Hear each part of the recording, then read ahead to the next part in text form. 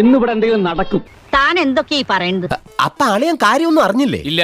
എന്നാൽ ഇനി ഞാനത് പറയാം, ആരും ഞെട്ടരുത്. ഏറെ നീണ്ട അഭ്യൂഹങ്ങൾക്കൊടുവിൽ BJP വിട്ട് സന്ദീപ് വാര്യർ കോൺഗ്രസിൽ. അതേടാ, എന്തൊക്കെയാണ് നടക്കുന്നേ? എന്തൊക്കെയാ? സന്ദീപ് വാര്യരെ കോൺഗ്രസിന്റെ മുതിർന്ന നേതാക്കൾ ഊഷ്മളമായി സ്വീകരിച്ചു. Happy birthday. ഇത് നിന്റെ പുനർജന്മമാടാ.